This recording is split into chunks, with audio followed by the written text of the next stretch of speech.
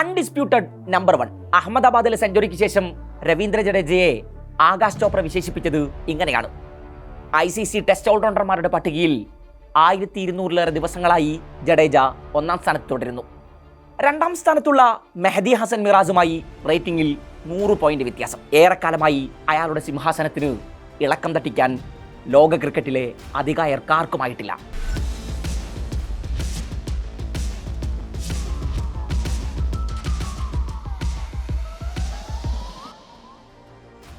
മുപ്പത്തിയാറ് വയസ്സുണ്ട് ജഡേജക്ക്. Cheteshwar Pujara, Rohit Sharma, Virat Kohli, RH. Indian ക്രിക്കറ്റിലെ വൻമരങ്ങൾ പലരും ചെറിയൊരിടവേളയിൽ ടെസ്റ്റ് ക്രിക്കറ്റിൽ നിന്ന് പടിയിറങ്ങിപ്പോയിട്ടുണ്ട്. അവസാന കാലത്ത് ഫോമില്ലായ്മയുടെ പേരിൽ ഏറെ പടികേട്ട ശേഷമായിരുന്നു കോഹ്ലിയുടെയും രോഹിത്തിൻ്റെയും ഒക്കെ പടിയിറക്കം. പക്ഷേ തനിക്ക് സമയമായിട്ടില്ലെന്ന് ജഡേജയുടെ മനസ്സ് പറഞ്ഞു. മൈതാനങ്ങളിൽ അയാൾ തൻ്റെ കാലം അവസാനിച്ചിട്ടില്ലെന്ന് 35 വയസ്സിന് ശേഷവും പലവരും തെളിയിച്ചു. ഇന്നലെ അഹമ്മദാബാദിൽ വിൻഡീസ് സ്പിന്നർ വാരിക്കൻ എറിഞ്ഞ 72-ാം ഓവർ.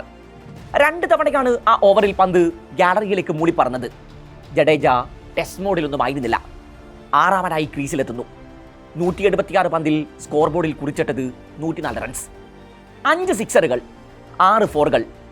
5-ാം വിക്കറ്റിൽ ജുറൈലുമായി 206 റൺസിന്റെ കൂട്ടുകെട്ട്. കളിയിൽ 3 അക്കം കടന്ന ഒരേ ഒരു പാർട്ട്ണർഷിപ്പ് അതായിരുന്നു. സെഞ്ചുറിക്ക് ശേഷം ഒടുവിൽ ആ ഐക്കോണിക് സെലിബ്രേഷൻ. ടെസ്റ്റ് ക്രിക്കറ്റിൽ തൻ്റെ 6-ാം സെഞ്ചുറിയാണ് ജഡേജ ഇന്നലെ അഹമ്മദാബാദിൽ കുറിച്ചിട്ടത്. ടെസ്റ്റിൽ ഇതുവരെ ആകെ അടിച്ചുകൂട്ടിയത് 80 സിക്സറുകൾ.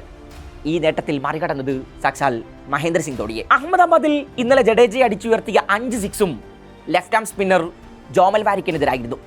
ടെസ്റ്റ് ക്രിക്കറ്റിൽ ഒരു ഇന്നിംഗ്സിൽ ഇതിനേക്കാൾ സിക്സുകൾ ഒരൊറ്റ ബോളർക്കെതിരെ പായിച്ച ഒരേ ഒരാളെ ഇന്ത്യൻ ക്രിക്കറ്റിലുള്ളൂ, മഹേന്ദ്ര സിംഗ് ധോണി തന്നെ.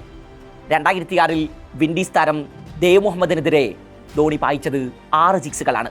1-ാം ഇന്നിംഗ്സിൽ 448 റൺസിന് ഡിക്ലെയർ ചെയ്ത ഇന്ത്യൻ നായകൻ ശുഭ്മാൻ ഗില്ലിന്റെ മനസ്സിൽ 3-ാം ദിനം കളി തീർക്കുക എന്നതായിരുന്നു.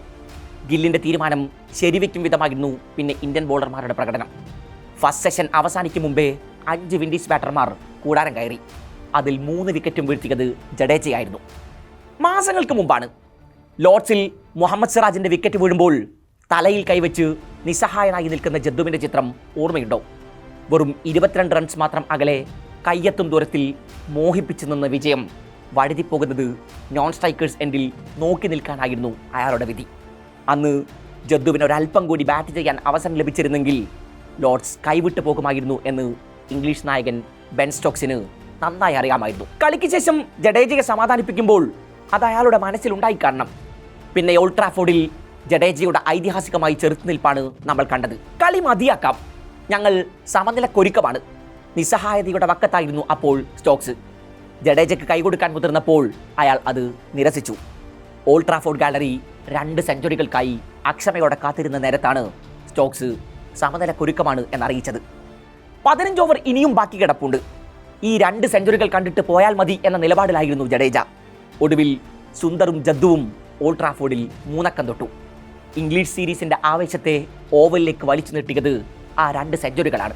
ഒടുവിൽ ഓവലിൽ ഇന്ത്യ ചരിത്രപ്പെടുത്തി. 6-ാമനായും 7-ാമനായും ഒക്കെ ക്രീസിലെത്തിയ ജഡേജ 5 മത്സരങ്ങളിൽ നിന്ന് അന്ന് അടിച്ചുകൂട്ടിയത് 516 റൺസാണ്. പൊന്നും വിലയുള്ളതായിരുന്നു അയാളുടെ ഇന്നിങ്സുകളൊക്കെ. 2012-ൽ ധോണിക്ക് കീഴിലായിരുന്നു ടെസ്റ്റ് ക്രിക്കറ്റിൽ ജഡേജയുടെ അരങ്ങേറ്റം. ടീമിലെത്തിയ സമയത്തൊക്കെ കരിയറിൽ പല കുറി CSK കോട്ട എന്ന വിമർശനം കേട്ടിട്ടുണ്ട് ജദ്ദു. 2019 ഏകദിന ലോകകപ്പിനിടെയാണ് സഞ്ജയ് മഞ്ജരേക്കർ അന്ന് ജഡേജയെ തട്ടിക്കൂട്ട് കളിക്കാരൻ എന്ന് വിശേഷിപ്പിച്ചത് ക്രിക്കറ്റ് ലോകത്ത് വലിയ ചർച്ചയായി. മഞ്ജരേക്കറുടെ ബിറ്റ്സ് ആൻഡ് പീസ് പരാമർശം ജഡേജയെ ചൊടിപ്പിച്ചു.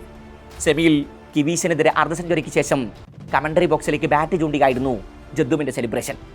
അന്നത് പലർക്കുമുള്ള മറുപടിയായിരുന്നു. വർഷങ്ങൾക്കിപ്പുറം ഇതേ മഞ്ജരേക്കർ തന്നെ തൻ്റെ ഫേവറേറ്റ് ക്രിക്കറ്ററാണ് ജഡേജ എന്ന് എക്സിൽ കുറിച്ചിരുന്നുണ്ട്. 36-ാം വയസ്സിലും ജദ്ദു മൈതാനത്ത് തൻ്റെ മിന്നലാട്ടങ്ങൾ തുടരുന്നു. ഇപ്പോൾ അയാൾക്ക് വിമർശകരില്ല തന്നെ.